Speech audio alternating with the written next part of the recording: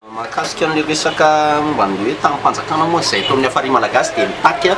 ny amaizana mivarotra tamin'nim-panjakana, tsisy mananjo hivarotra tamin'nim-panjakana ankoatra ny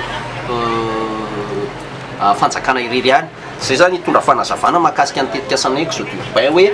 eto aminay dia tsisy resaka fivarotana tamin'nim-panjakana na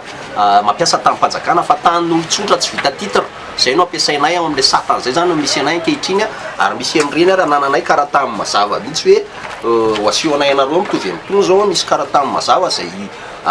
andreo olona avy any amin'ireo tany izay ampiasainay ireo dia reto karaha tany reto azahoanay zany mampiasa an'ilay tany. Ny zavatra tiana tenenina koa mahakasika an'izay rehetrarehetra zay dia tokana ihany mbola misy projet ny afary malagasy etreto satria marobe ny mpisy loko sy makatahaka an'io dia niasoany tanana irery ihany. Tsisy fidiranay akeriny tao amin'ny tany io ary tsisy olana hoe antony nandehananay tatsy na taro fa niainga tamina resaka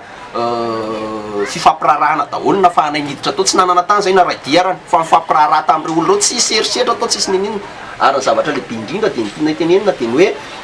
izahay ihany tsy mieritreritra mihitsy ny fivarotana tany, tsisy fivarotana tany ato ary zay ny antony manasivanay soratra be da be ato amin'ny biraonay hoe tsy misy fivarotana tany tato ary tsy afehinay dia misy olona mitetika andrava amin'ny projet. Zay zany tena zavatra tena manorosoa ankehitriny hoe ezaka efa natomboka nandritra ny taona maro dia misy olona andeha eritreritra anelitsaitsy fiaroa fa io projet io moa vao androany efa nandritra ny taona maro fanesy zany projet io tsisy continuité de l'état tsisy tsy nandalovany projet io manam-pahefana rehetra ka zay zavatra zay nitondranay fanazavana. Ny faharoa manaraka an'izay dia asianay tsindrim-peo manokana mahakasika ny projet sy ny fiainanay afary malagasy ny PGE na le programme général de l'état iny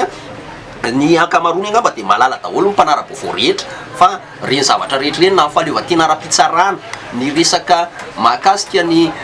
fambolena zay hitantsika hoe mezesika sy ny sisa mifandraika amin'ny projet Exode urbain ka izahay dia anisan'ny vonona natateraka ny reny PGE reny fa reny no tena fototra mpandrosoana ny firenena. Dia zay zavatra zay zany nitondranay fanamariana ka izahay dia mamerina tsara hoe tena marina tiana hoe tany ho ren-danitra fa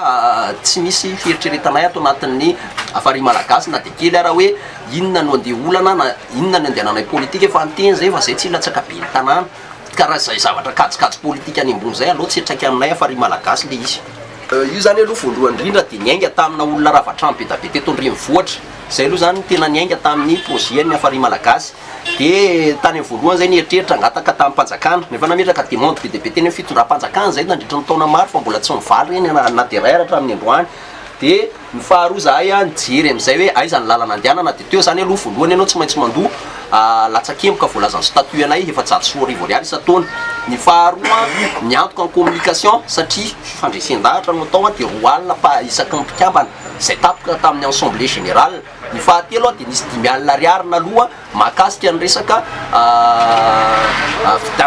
fidiavana zany fananana iombonana toureo fiara fanaovana ny branosy zato fanaovana ny brao-tany ary fahatelo farany le sara-panajariana ny tenenina teo satria tsy nalana kery ndreo tany reo dia misy 9,000 ariary 200 ariary isaky mètre carré naloha tamin'ny tokotany satria misy mpandovy io tany io nisy ny rehetrarehetra io zay rehetrarehetra zay no narahany rehetrarehetra tato anatin'ny afary malagasy. Dikan'izay tiako tenenina dia tsotra mihitsy hoe na dia kely ary atao anatiny tsy misy ny fivarotana tany tsy misy ny resaka mahakasika ny hoe resaka hafa fa ankehitriny zao zay miditra ny démarche ary efa in-telo amby folo ngambo zay isaiko fa in-telo amby folo zay niaraka mivory tamin'ny domaine sy ny topo mahakasika ny projet Exode urbain nidirana amin'ny ara-dalàna.